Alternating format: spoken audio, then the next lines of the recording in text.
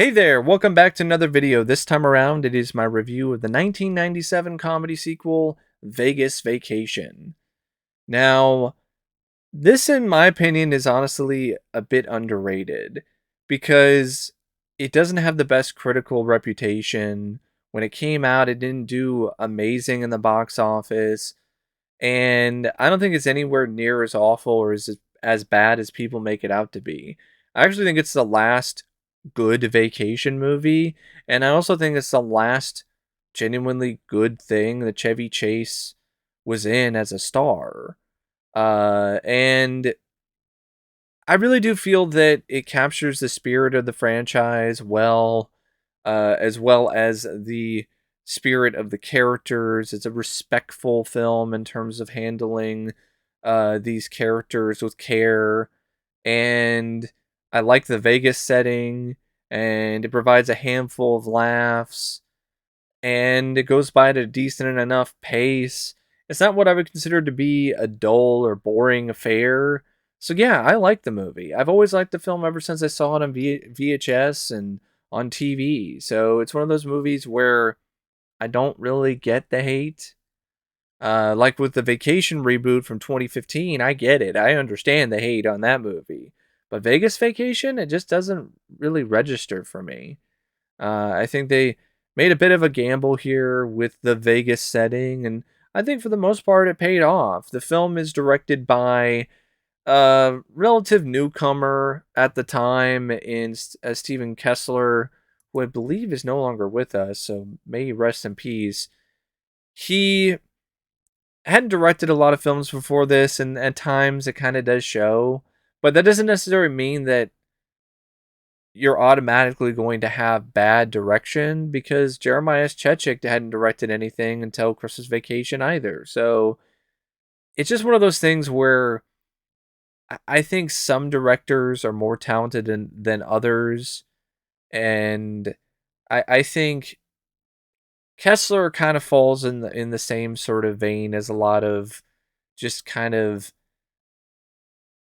mediocre meh directors, where the direction is fine, it's decent enough. I think it does shine when it comes to the sequences that showcase the glitz and the glamour of Vegas, uh and some other sequences involving the casino, or the Siegfried and Roy show, or the Wayne Newton concert, stuff like that. But there are other moments with the direction where it falls kind of flat visually and looks kind of like something you would see in TV or something you would see in a commercial.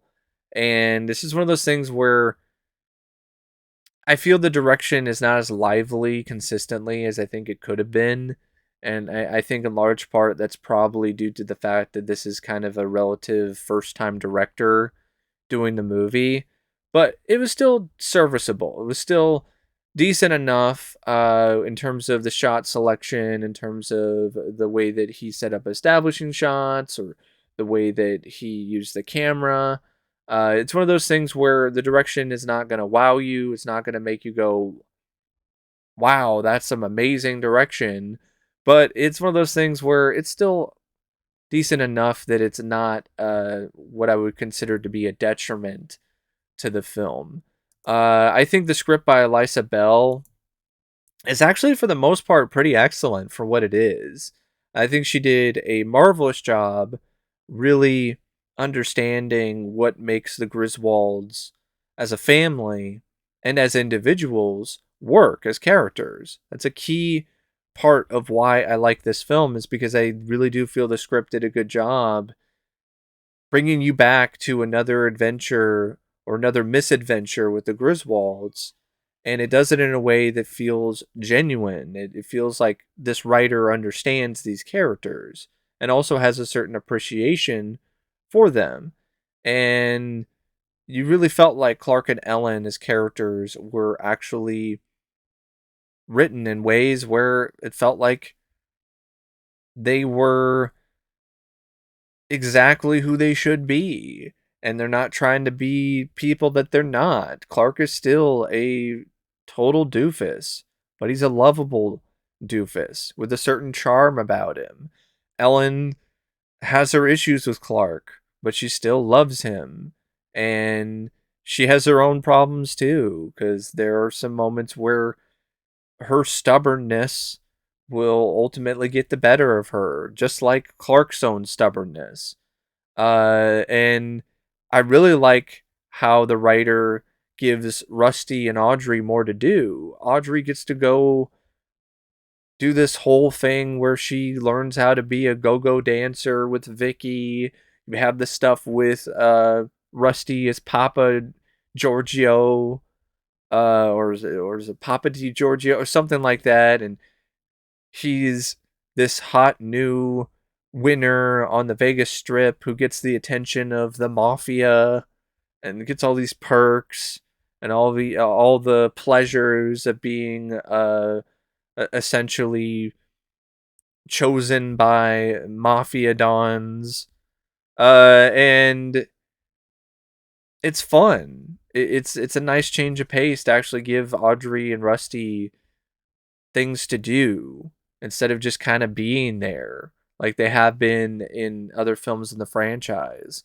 I also like how the the writer, my bad. I like how the writer gives Chevy and Beverly their own arcs as well. It gives Clark his own arc with his obsession with gambling, and in particular this one blackjack dealer, and he just wants so bad to prove to this guy that he's a winner that he loses everything, including his cousin Eddie's money, in a really clever, hilarious scene, which honestly showcases how underrated this film is, because there's a really great moment where Eddie takes Clark to this casino that's like at the end of the strip, and the casino has all these kids games like war and choose a hand and all of these other sort of things.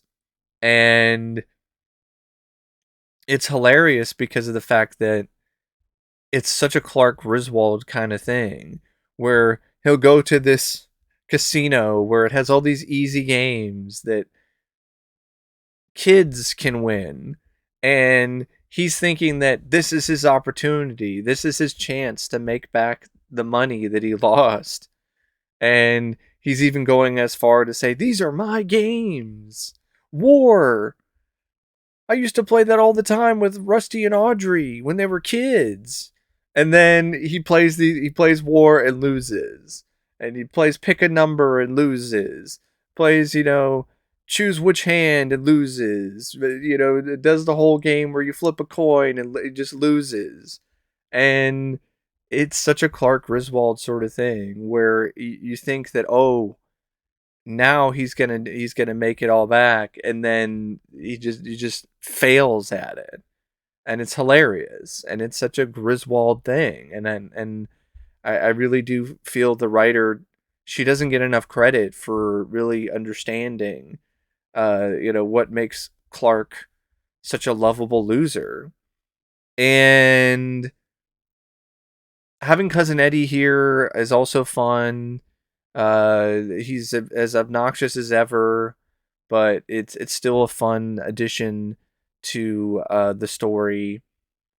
And the stuff with Wayne Newton, I also don't mind. I think they overdo it a little too much. I think that's one aspect of the script that I think is not quite as funny as it could be, because there are scenes with Wayne Newton and Ellen that are funny, like the concert sequence and the initial scene where they kind of meet and they have a little bit of a chat with one another.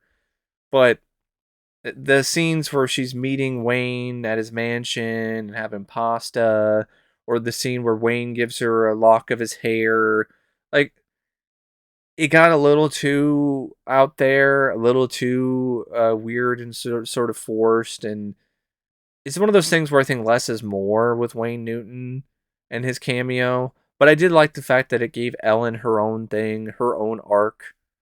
And I even like how things tie together in the end with Sid Caesar's character, this guy who never won anything.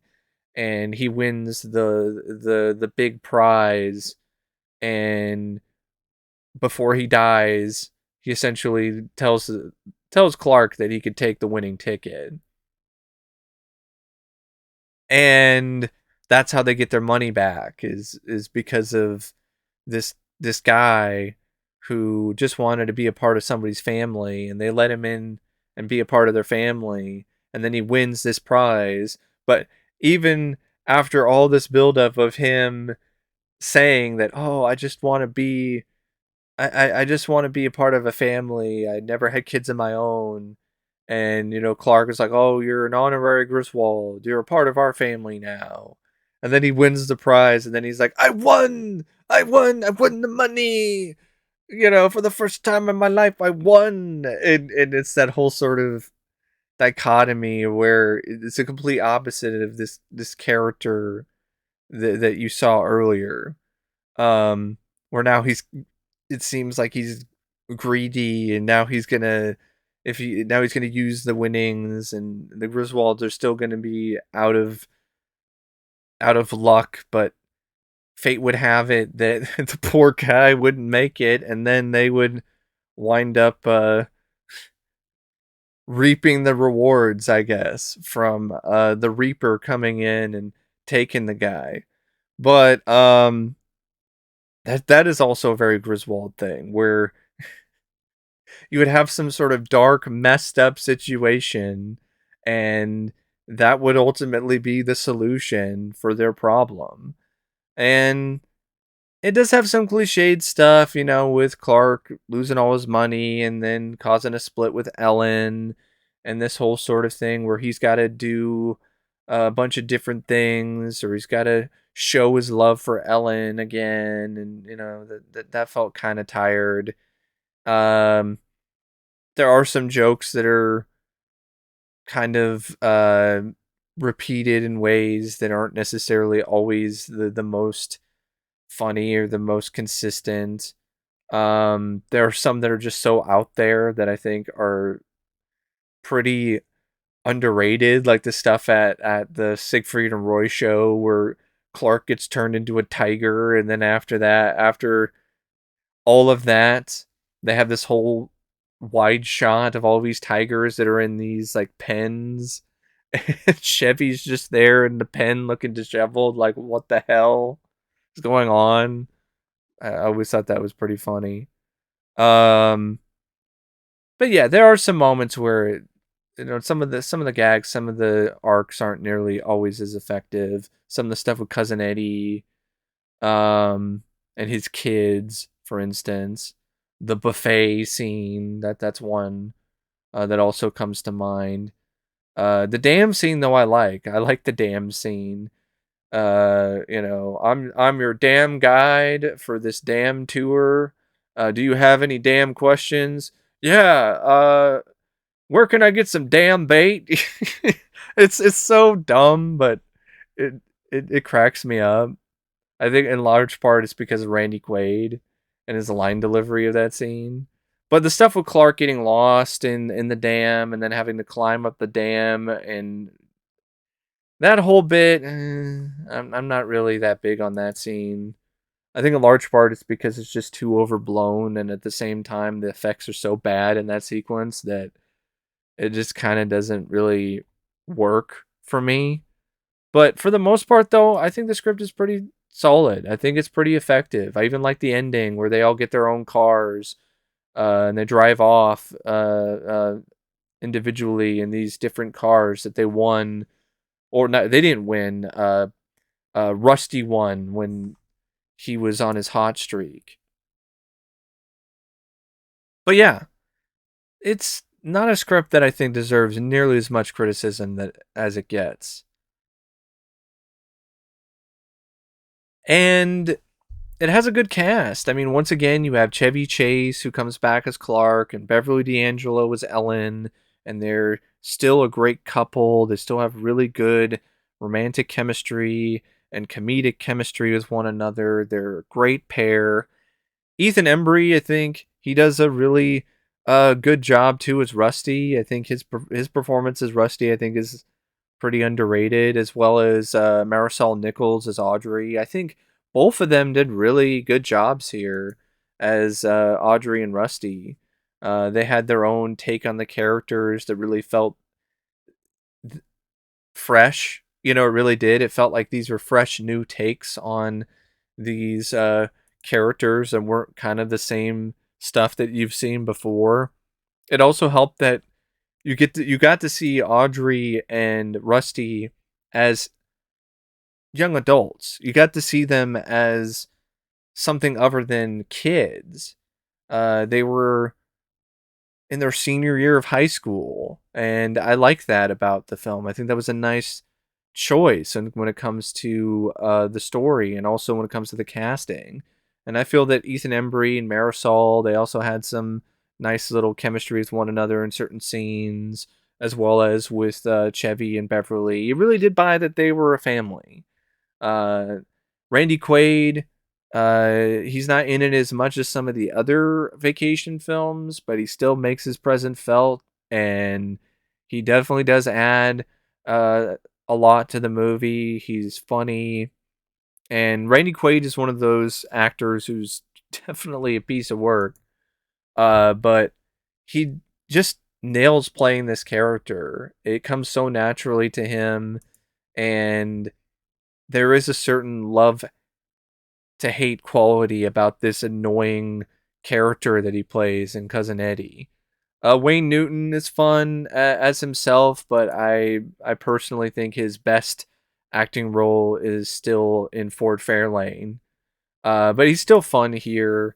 Uh, Wallace Shawn stole the entire movie to me as Marty, this antagonistic, just jerk off blackjack dealer who's just a constant thorn in Clark's side, and the scenes with him and Chevy Chase are gold. You know, where Chevy comes up to him and is like, what can I do? What kind of bet can I make? What can I do with $5?" It's like, oh, with $5 you could get a gun and buy some bullets and shoot yourself. You're like, God, that that is dark, but hilarious. I do feel that some of the best bits of comedy in this entire franchise are these moments of dark comedy, and that is a great example of it. Just the back and forth, the battle with Chevy and Wallace Shawn in this movie. Sid Caesar was fun too, as Mr. Ellis, the older guy at the end who wants a family and gets one and wins, and then gets a taste of winning and becomes greedy, but then has a heart attack and then has a change of heart last minute. You got Julia Sweeney, who plays the desk clerk for the Mirage, which I liked her scene too, because I thought it was another typical sort of vacation joke where you have this overly convoluted sort of scenario where she'll explain to the Griswolds the directions to get to their room, and it's this overly complicated a bunch of nonsense. Uh, Christy Brinkley, she is in this as the girl in the Ferrari, so she comes back, and I really love that scene where Chevy is once again flirting with her while they're driving along the highway with Holiday Road in the background by Lindsey Buckingham. Uh, well, I think the little boy suite. I think that's what ultimately plays again in this scene, which makes sense. And it's a nice little callback, a nice little homage to the first movie. And they didn't just do the same thing again, even though it seems like they're doing that, where Chevy's like flirting with her and doing the whole thing. But then the camera pans, and then you see that she's got a kid, she's got a baby in the back seat, and then it just cuts to Clark's face where he's just crestfallen, and he's like, oh. And then you have Christy Brinkley who just goes, yeah, no, I thought that was fun. She definitely did make the most out of her little cameo. Um, Miriam Flynn, I want to mention her because I didn't mention her in the Christmas Vacation review, and I feel kind of bad about that. I think she's a very underrated part of this franchise as Catherine, Ellen's cousin and Eddie's wife. Um, she definitely deserves a little more recognition because she's always done a great job with that character, and she has her own moments of comedy that I think are undervalued. Shay DeLynn, she played Vicky Johnson, the older Vicky, who works as a go-go dancer, and the casting for this actress was spot on. Like you bought that this was Vicky grown up. Like it was really good casting. And you also had Siegfried and Roy before one of them got eaten by a tiger. Uh, so yeah, good cast. And some nice looking shots by William A. Fraker, who did the cinematography, especially the shots of the Vegas Strip. It's well edited by Seth Flom. The music by Joel McNeely, just kind of there, just not really much to it. But I liked a lot of the songs they used for the soundtrack. In particular, this song called "Born to Be Alive." I like that one because we were born, born to be alive. Dun, dun, dun, dun, dun. So I like that, and the Wayne Newton songs, and it was really fun to hear uh, Holiday Road again by Lindsey Buckingham. So yeah, it's a fun movie. I definitely would recommend it if you're a fan of the vacation films or if you're a Chevy Chase fan. Uh, because it really did feel like a nice little send off for fans of the franchise. Because you got the cast back together again for the most part, as many of them as you possibly could anyway.